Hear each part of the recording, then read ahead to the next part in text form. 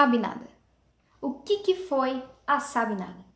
A Sabinada, ela foi uma revolta que aconteceu no período regencial. Mas peraí, dá uma resumidinha aqui que é período regencial que eu esqueci. Período regencial, ele começa quando Dom Pedro I deixa o cargo dele aqui no Brasil e vai para Portugal. E ele deixa o filho dele, chamado Dom Pedro II, para ser o próximo imperador. Mas ele só tinha 5 anos, então não tinha como ele governar nem nada disso. Então ficou regentes no lugar. E esse período que está ali os regentes é ele que se chama período regencial, certo? Então vamos lá. Sabinada. A Sabinada ela aconteceu lá na Bahia. E ela não foi a única revolta que aconteceu nesse período. Teve várias outras revoltas que aconteceu.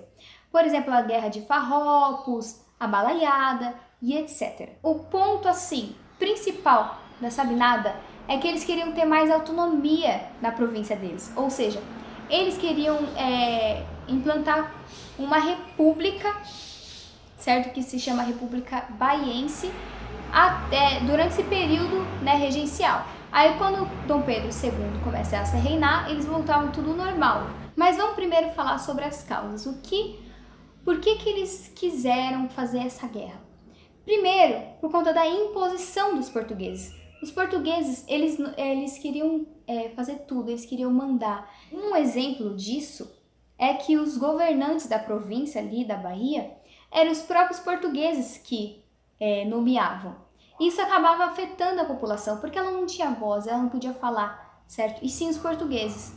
Outra causa também é que eles achavam que o período regencial era ilegítimo, ou seja, eu não quero ser governada por esse período, não quero ser governada por esses regentes, eu quero um governador, um imperador, eu não quero desse jeito, eu quero uma centralização política. E no caso não tinha isso, né, porque no período regencial teve uma descentralização política. Outra coisa que eu queria falar para vocês é que é um fato interessante que a gente acha assim que o fato da Bahia querer essa autonomia pela república, querer ter uma autonomia das províncias, isso não aconteceu só na Balaiada, isso acontece desde a Conjuração Baiana. E desde a Conjuração Baiana eles estão lutando por ter uma autonomia na província, por ter uma república. Tá bom, tava assim normal, e aí tem o nosso regente Diogo Feijó.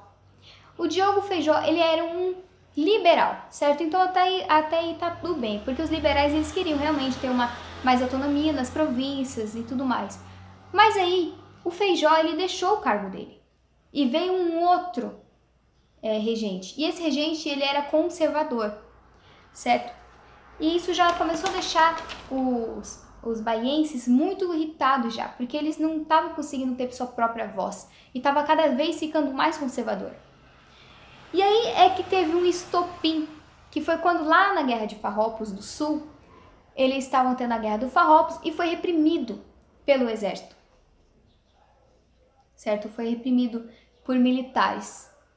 E isso já deixou eles muito irritados e foi aí que eles falaram, agora é a hora da gente fazer a nossa revolta. E agora é a hora da gente colocar uma república no nosso estado e até Dom Pedro II começar a governar. E foi aí, né, na madrugada de 6 de novembro de 1837, que veio o nosso Francisco Sabino Vieira. O nosso Francisco Sabino Vieira, ele deu início a essa revolta, que ele era o líder desse movimento. E por isso que é o nome Sabinada, né? Francisco Sabino, e veio o nome Sabinada.